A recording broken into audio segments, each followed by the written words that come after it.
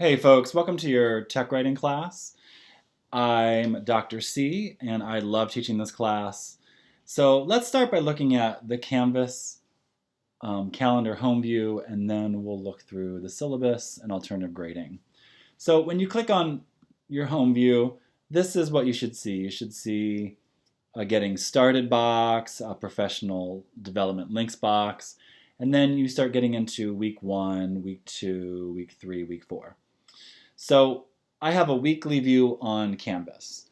So that just organizes all the readings, all the due items, and the weekly video together in one box, right? And they just go sort of chronologically. So let's start with week 1, and then we'll go back to the syllabus and other bits. So, right, week 1, what is technical writing? We have a reading on that, right? So please read Intro to Technical Writing. Read this short reading on email signature, and read gender inclusive email practices.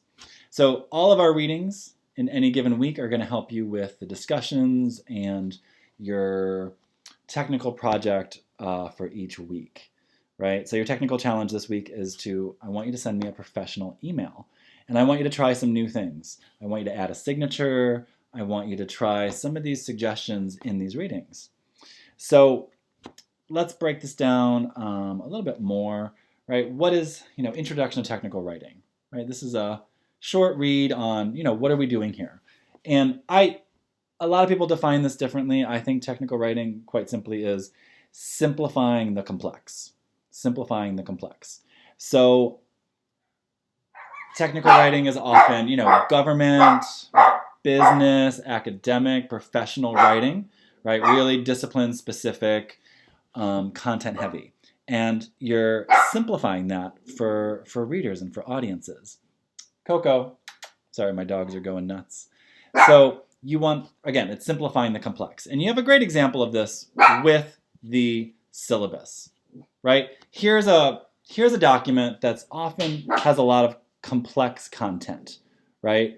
Heavy information, and it's often very textual and text heavy.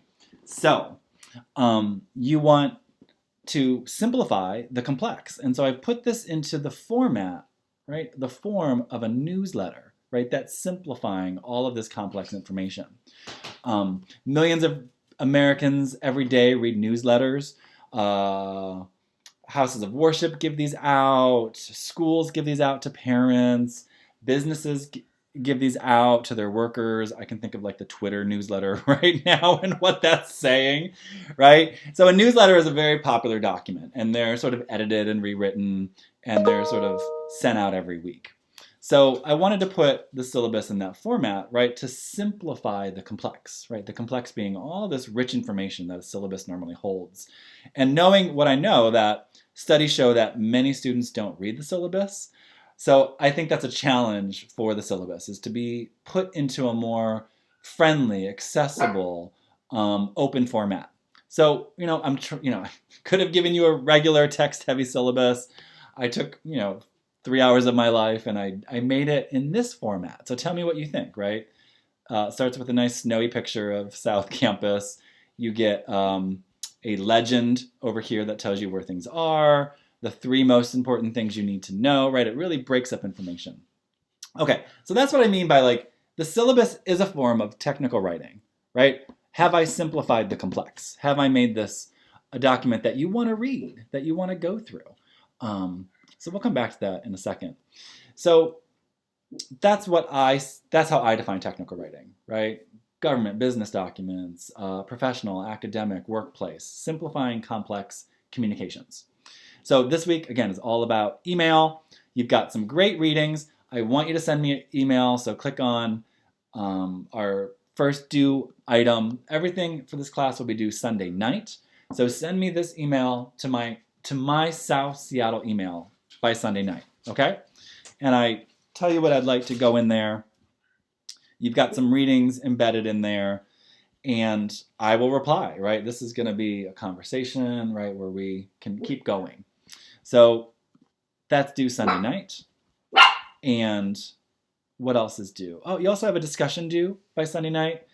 I have a welcome activity Do you have any questions or comments about our alternative grading system that we're going to use for this class?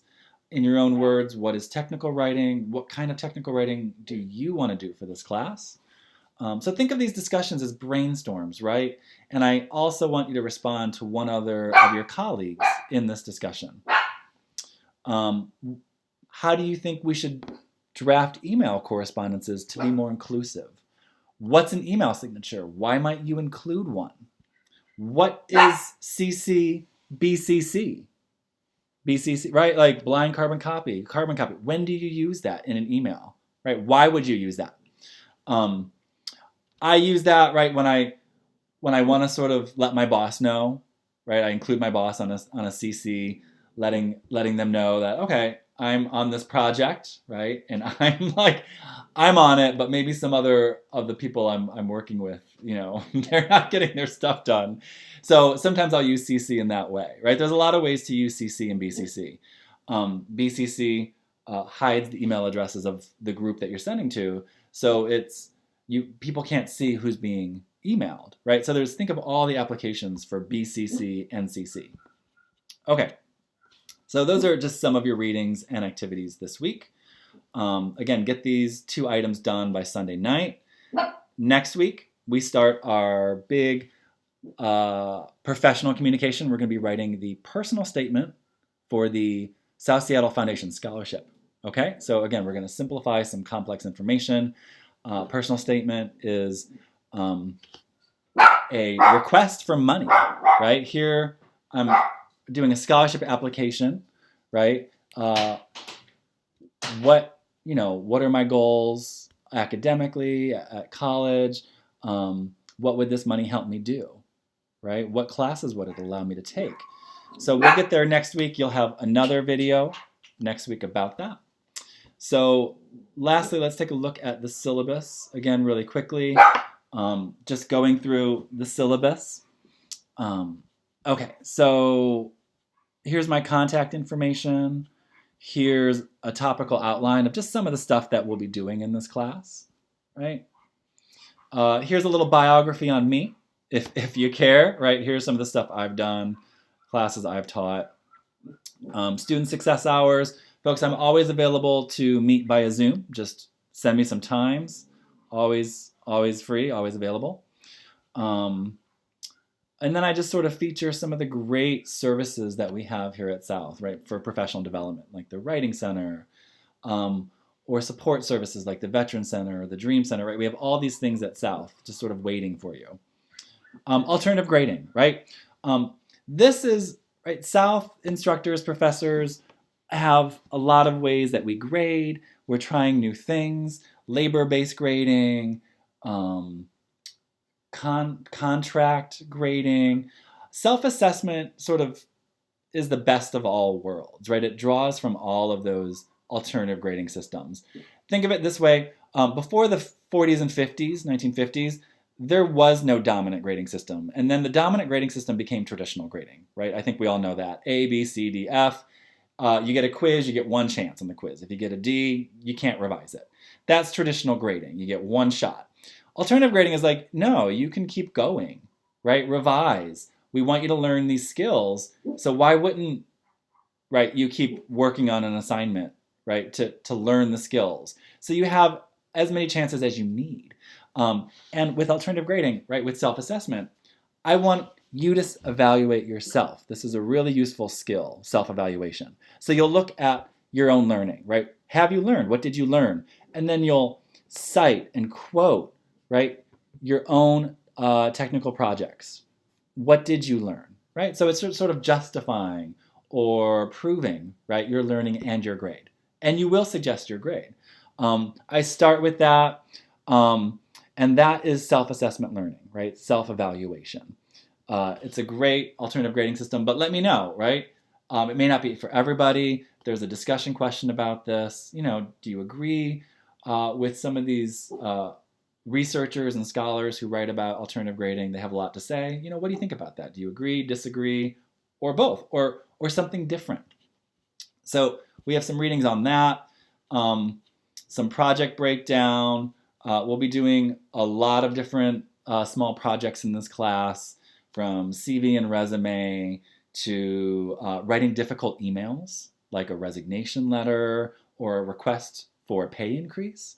We'll be doing some small government business documents and late policy, right? 48-hour extension if you need it. Just email me if you need longer, right? We'll meet via Zoom. We can work on something together.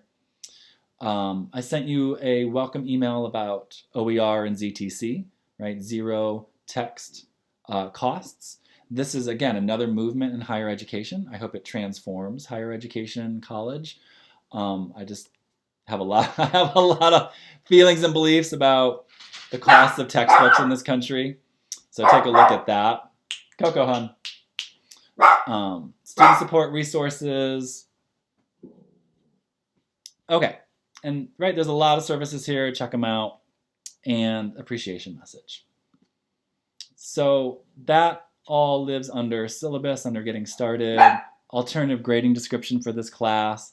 And then you get a great breakdown, right, in this first box that appears on the mid-quarter and final grade self-assessment, right? This is what alternative grading looks like, right? So you can take a look at that now. We won't get there till mid-quarter and towards the end, but you'll see, oh, this is how I can self-assess and evaluate myself and my learning, right? That's what it's about. I don't want grades to get in the way of you taking risks, of you being creative, of you trying something new, right? I don't want you to play it safe. I want you to try something new with your email, right? Add an email signature, right? If you don't have one, that's trying something new for this first assignment. So that's what alternative grading can do, right? It rewards you for taking risks. If you fail, that's how you learn, by making mistakes, right? It doesn't penalize you for making mistakes. It's like, okay, that's how we learn. Great. What did you learn? That's what we're looking for. Okay. Any questions, folks? Email me. I'm always available to meet. And again, right, we're on week 1. Everything is due this Sunday night. And you'll have a weekly video next week about week 2. Okay. Thank you, folks. Have a great week and Happy New Year. Stay warm.